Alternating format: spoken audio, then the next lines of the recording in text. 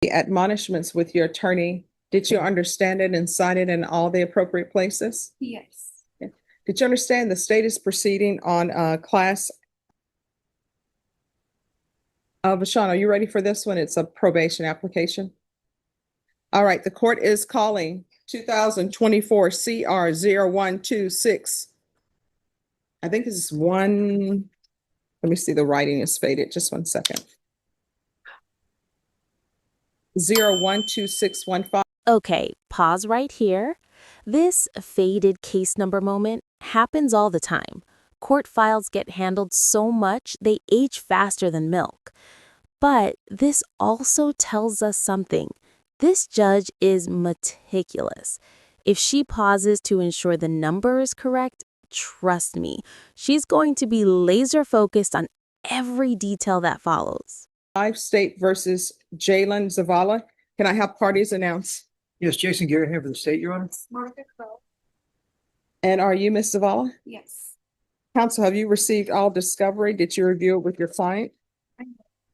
Court will find that the state is in compliance with discovery. Ms. Zavala, did you review the application for deferred adjudication or community supervision with your attorney? Did you understand it and sign it? Yes. Did you review the true bill of indictment with your attorney? Did you understand it? Yes. Counsel, do you waive the reading of the indictment? We do, Judge. State, are you proceeding on the indictment as presented? No, Your Honor, we're proceeding on a lesser included DWI first Class B misdemeanor. Any objection? No objection. All right, did you review the admonishments with your attorney? Did you understand it and sign it in all the appropriate places? Yes. Did you understand the state is proceeding on driving while intoxicated as a Class B misdemeanor? Range of punishment is up to a $2,000 fine and up to 180 days in the Bexar County Jail. Did you understand? Yes. If you have a plea bargain agreement with the state, the court does not have to follow your agreement.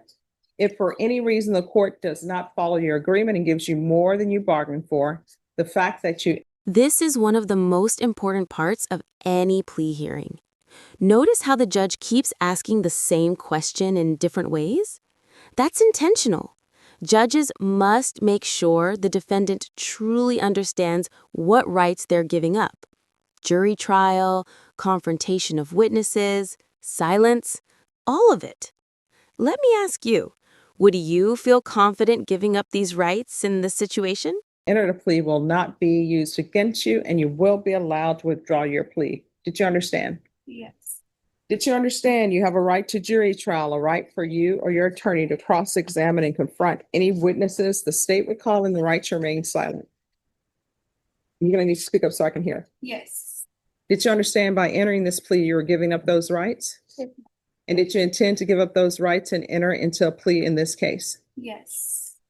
Counsel, has your client been able to provide you with any defenses? She has. Do you believe she has a rational as well as a factual understanding of the charges against her? Yes, Your Honor. Do you believe she's currently competent and was legally sane at the time of the offense? I do. Ms. Zavala, has anyone threatened, coerced you, or placed you in fear to get you to enter this plea? No. Anyone promised you anything other than the plea? No. Are you satisfied with the way you've been represented? Yes. Are you a U.S. citizen? Yes. Court will find that defendant has knowingly and voluntarily waived her right to jury trial. Did you review the plea bargain page with your attorney? Did you understand it? Yes, ma'am. According to the plea, the state is proceeding on the DWI first. Punishment is to be assessed at 180 days in the Bexar County Jail. There's a $500 fine. State recommends community supervision. There's to be restitution to Adrian Harrison in the amount of $2,000. Did you understand that to be the plea? Yes, ma'am. Defense? Yes. State? It is, Your Honor. Did you review the waiver of appeal paragraph with your attorney? Did you understand it and sign it in both places? Yes. Did you understand by signing that you're waiving your right to appeal? The only items that can be appealed are written pretrial motions that have been filed, heard, and ruled upon by the court. Did you understand? Yes. Counsel, have there been any such motions? I know, Your Honor. Outside the agreement, the state is recommending that your community supervision be for a term of 2 years. There'll be a TAP evaluation, 100 hours community service restitution, and ignition interlock. Did you understand those are recommendations from the state and the court does not have to follow those recommendations? Yes. Then to the lesser included offense, how do you plead? Guilty, not guilty, or no contest? Guilty. State, any evidence? Yes, Your Honor, State Exhibit number 1 with all of its attachments. No. All right, State, you may be excused. Thank you, Judge. Did you review the waiver and stipulations with your attorney? Did you understand it and sign it in all the appropriate places? Yes. Again, did you understand you have a right to jury trial, a right for you or your attorney to cross-examine and confront any witnesses the state will call in the right to remain silent? Yes. Did you understand that today the state will be presenting evidence in the form of witnesses' statements and police reports? But most importantly, there will be no live testimony. Did you understand? Yes, ma'am. Court will find that defendant has knowingly and voluntarily waived and consented to stipulation of testimony and stipulations. Court will accept into evidence State's Exhibits 1 and attachments, and the court will review the same.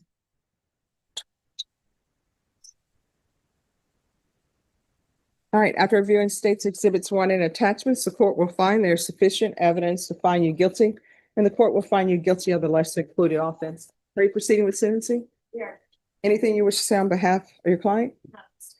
All right, are you employed? Yes. What do you do? I set appointments for vacations. It's called resort vacations. Okay. And how many children do you have? Just one. And where is the child now? I don't know, what is that? And do you and the father live together? Yes. So what have you been doing since this incident happened? How have you changed your life? Been working, staying home, following my orders. As for pretrial drug testing every week. And yeah. So how did you come to? Oof. This is the moment the judge's tone shifts, and for good reason. When a child is involved in a DWI, courts treat it as a major red flag. The judge isn't just lecturing, she's setting up the emotional and legal gravity of what could have happened. This is where you really see the difference between a routine DWI and a DWI with endangerment concerns. Be in this place with driving? I got dropped off. And then, not today, I'm so sorry. That's my fault for not being clear. I'm talking about the incident when this happened. So how did this come to be that you have the child in the vehicle and you're intoxicated? I'm sorry, I'm confused by the question. All right, so according to this, you were driving a vehicle, Mhm. you were intoxicated. A child was in the vehicle with you. Mhm. How did all of that happen? Like, why were you drinking and driving with a child in the vehicle? I was dropping off my friend home. I had asked his dad to watch him, but he was going to end up leaving with his friend, so I had no choice but to take my son. No, that's where you tell the friend, hey, I've been drinking. You're going to have to find your own ride. Here's an Uber, or you're going to have to spend the night here. And the reason why I want you to think about what you did is because anything could have happened. And I haven't done any research on this. My statistics professor will be very upset for me saying this because I haven't done the research. But usually what ends up happening when people get in an accident and they're intoxicated, passengers are always injured, or either passengers die. Usually the person who's intoxicated, they're just fine. And you know what ends up happening? They come to court, they're crying, they're upset because either they killed their best friend who's in the vehicle with them, or either they killed somebody who's just trying to get home. You understand? Yes, I understand. So you're one of those people who cannot drink. Your attorney, how long have you been practicing? Like a long time, right? Yes. So this is what I can tell you. I don't think your attorney has ever represented anybody who was charged with DWI and they tell her, you know what, my intention was to drink to intoxication and to kill somebody or to hit somebody or to get pulled over for driving while intoxicated. That's one of the crimes where nobody intends for that to happen, but it ends up happening. So you're one of the people who cannot drink alcohol at all because you don't know when to stop. You understand? Yes. And while you're on this probation, you're not allowed to drink at all. You understand? Yes, ma'am. So have you been taking classes or doing anything? Yes, I've been in the AA meetings. Mm-hmm. I'm still doing them. All right. Are you enjoying the AA meetings, getting to know people and, Yes. okay. All right. This is what the court is going to do. There's a $500 fine that will be probated. 180 days in the Bexar County Jail, suspended and probated for 2 years. Regular reporting by Zoom or in person. Regular random UAs. 100 hours of community service restitution. I'm going to order parenting classes. Once you complete the parenting classes, 50 of those hours will be deemed satisfied. The other 50 hours, I'm going to ask her to do 50 sober meetings in 50 days. And that will take care of the remaining community service hours. You understand? Yes, ma'am. There's going to be a TAP evaluation out of custody. Follow recommendations.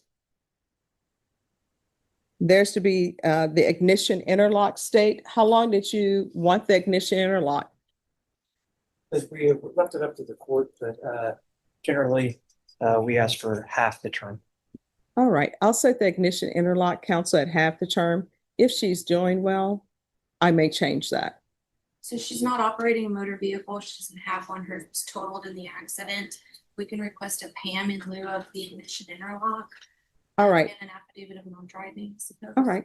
So it'll be probation. It'll be ignition interlock for half the term, or it'll be PAM for half the term with an affidavit of non-driving. Is there any vehicle at that home? Just my son's dad. All right. So it's going to have to be ignition interlock on that vehicle. On that vehicle, she has access to it. Yes. All right, probation. It's going to be ignition interlock for half the term because there's access to a vehicle at the home. And then you all want to talk about this driver's license suspension? Minimum 90, maximum 180. The state will be requesting 90 days, Your Honor. All right, so there's going to be a driver's license suspension for 90 days. And there is to be restitution, if any, to Adrian. Oh, thank you, probation. I mean, thank you, state. Yeah, yes. Adrian Harrison. All right, sure. And can she be given credit for the 90 days that her license was already suspended? She did consent to that breath test and it came back 0.01, 0.02. Very good. All right, there's to be restitution, if any, to Adrian Harrison of $2,000. DWI education course and victim impact panel live. Probation, is there anything else?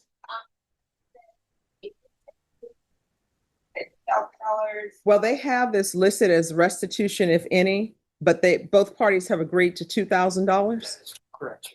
Is that correct? That is correct, Josh. All right, so both have agreed to 2,000, even though they put if any. Yeah. But the most is $2,000 because that's what everybody has agreed to. But it could potentially end up being less. All right. Anything else? Nothing from the state, Your Honor. They've agreed to a total of $2,000. And that's it. That's it. But the person may end up giving you bills that are less than 2,000. So, Still want to say yes. nothing from the. All right. Anything else you need from the court to be successful? No. Did you review the document entitled Trial Court Certification of Defendant's Rights to Appeal with your attorney? Did you understand it and sign it? Yes. All right, because this is plea bargain agreement, because I followed your plea bargain agreement, and because you waive your right to appeal, you do not have the court's permission to appeal. Do you understand? Yes.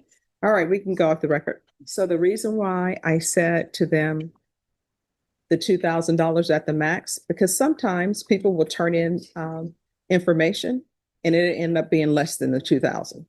So, all right. Yes, proof of employment within 30 days, no employment as a home health care provider with minors. Do you think in this case we need field visits? What are you thinking? I would say for at least 3 months. All right, thank you. And then field visits 1 time per month for 3 months. Okay? That's what that is. Oh, that's where probation comes out to your house, just to make sure everything is going the way it should be, okay? Okay. All right, in this courtroom, to be successful in probation, communication is key. If you have an issue, let your probation officer know about it. If you feel they're not addressing it, you can come in and address it with me, okay? Okay. All right, good luck to you, all right? Thank you. You're welcome. Thanks, counsel.